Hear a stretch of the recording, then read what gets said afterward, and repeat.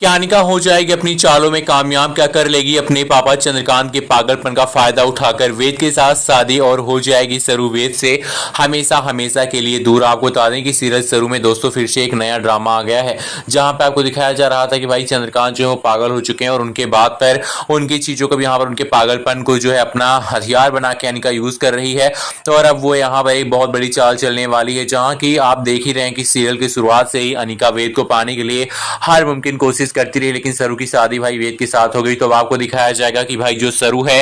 वो अब यहाँ पर करने वाली है यहाँ पर अनिका के साथ यहाँ पर वेद को छोड़ देने वाली है वेद के साथ, यानी कि वेद के लिए अब यहाँ पर सरू जो कहने वाली है कि अगर पापा जी को ठीक करने के लिए, अगर पापा जी कह रहे हैं, चंद्रकांत पापा जो है उसके वो कह रहे हैं कि भाई अनिका और वेद की शादी होनी चाहिए, तो उस शादी के लिए मान जाती है। जहां पे दादी सब बाकी घर वाले वेद सब लोग पहले तो हैरान हो जाते हैं, लेकिन बाद में जब सरू की बातें सुनता है वेद तो कहता है ठीक है, अगर सरू तुमको ये मंजूर है, तुम्हारे लिए, तुम्हारे प्यार के लिए, अपने प्यार के लिए और तुम्हारी मेरी शादी के लिए मैं ऐसा जरूर करके रहूंगा। और ये सुन के सरू कहती है कि ये छोटा मोटा नाटक मेरे और आपके रिश्ते को तोड़ और बिगाड़ बिल्कुल भी नहीं सकता है। अब तारा को भी मिल जाएगा बहुत बड़ा मौका कि वो किस तरह से यहाँ पर सरू को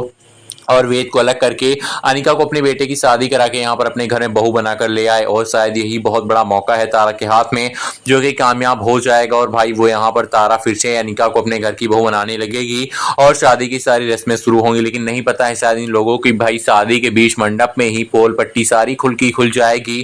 तारा की और अनिका की। और यहाँ पर अनिका ने नहीं दिया है भाई जो यहाँ पर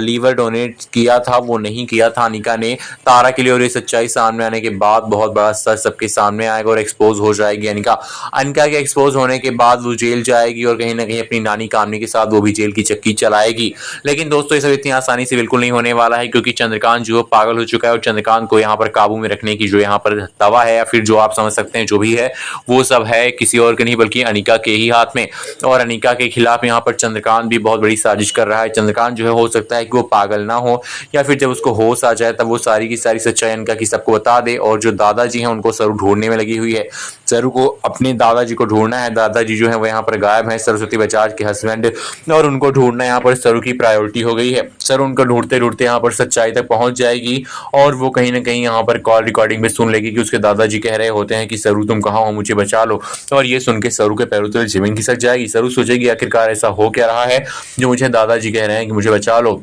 और फिर सरू अपने दादाजी को बचाने के लिए उस लोकेशन पर पहुंच जाएगी जहां पे उनके दादाजी को किडनैप करके रखा गया और अपने दादाजी को बचाकर लेकर आएगी। और शादी के मंडप में आकर दादाजी सारी पोल खोल देंगे कि चंद्रकांत को अनिका की सच्चाई पता चल गई थी कि इसने यहाँ पर मरवाया है भोला को, और इसीलिए वो बताने के लिए आ रहा था उस दिन मंदिर में जब पूजा हो रही थी सरू वेद की, और तभी उसने यहाँ पर ट्रक भेज के हम दोनों का एक्सीडेंट करवा दिया, मुझे किडनैप करवा दिया। और चंद्रकांत पागल हो गया था इसलिए उसको घर लेकर आई और बाद में चंद्रकांत को अपना हथियार बना के वेद के साथ शादी कर रही थी। फिर यहाँ पर सारे पोल खुल ही जाएंगे तो कहानी में नया धमाकेदार ट्विस्ट आ ही जाएगा। वीडियो को लाइक कीजिए और कमेंट करके बताइए कि वेद और सरू का रिश्ता बना रहना चाहिए फिर अनिका के साथ वेद की